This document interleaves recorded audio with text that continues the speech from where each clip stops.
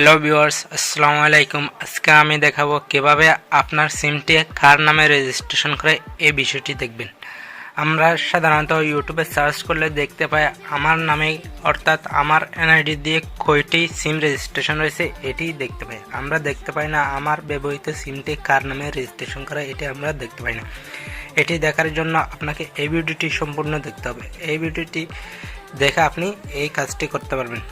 তাহলে কথা না বাড়ি মূল ভিডিওটি শুরু করে দেখ। মূল ভিডিওটি শুরু করার আগে আপনাদের কাছে একটু অনুরোধ, চ্যানেল নতুন হয়ে থাকলে চ্যানেলটি অবশ্যই সাবস্ক্রাইব করে দিবেন, ভিডিওটি একটি লাইক করে বন্ধুদের মাঝে শেয়ার করে দিবেন। তার জন্য আপনার একটি নগদ অ্যাকাউন্ট খুলে নিতে হবে। আপনার ওই সিমে একটি নগদ অ্যাকাউন্ট খুলে নেবে। আর আপনার যদি নগদ অ্যাকাউন্ট খোলা না থাকে, আপনার ভিডিওর ডেসক্রিপশনে নগদ অ্যাকাউন্ট খোলার বিষয়ে ভিডিওর লিঙ্ক দেওয়া থাকবে, অবশ্যই ভিডিওটি দেখে নগদ অ্যাকাউন্ট খুলে নেবেন। নগদ অ্যাকাউন্ট খোলার পর আপনার নগদ অ্যাকাউন্টটি নগদ অ্যাপসে রেজিস্ট্রেশন করে নেবেন। নগদ অ্যাপসে রেজিস্ট্রেশন করার পর আপনি নগদ অ্যাপসে চলে আসবেন। আমি আমার পিন দিয়ে নগদ অ্যাকাউন্টে প্রবেশ করে নিচ্ছি।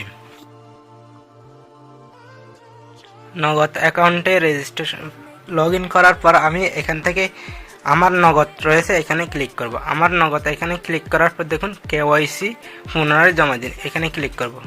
কেওয়াইসি পুনরায় জমা দিন এখানে ক্লিক করার পর দেখুন পরবর্তী অপশন আছে, পরবর্তী অপশনে ক্লিক করব। পরবর্তী অপশনে ক্লিক করার পর দেখুন আমার সিমটি কার নামে রেজিস্ট্রেশন করা সম্পূর্ণ দেখাচ্ছে। এখানে আপনি ওই ব্যক্তির এনআইডি নম্বর, ওই ব্যক্তির জন্ম তারিখ, ওই ব্যক্তির নাম, ওই ব্যক্তির ঠিকানা সম্পূর্ণ দেখতে পারবেন। আপনি এভাবে খুব সহজে চাইলে আপনার সিমটি কার নামে রেজিস্ট্রেশন করা এটি দেখে নিতে পারেন। তাহলে আজকের ভিডিওটি এ পর্যন্ত। ভিডিওটি যদি ভালো লাগে ভিডিওটি একটি লাইক করে দেবেন এবং আপনার বন্ধুদের সাথে শেয়ার করে দেবেন। আর চ্যানেলে নতুন হয়ে থাকলে চ্যানেলটি সাবস্ক্রাইব করে দেবেন। তাহলে আজকের মতো বিদায়, আল্লাহ হাফেজ।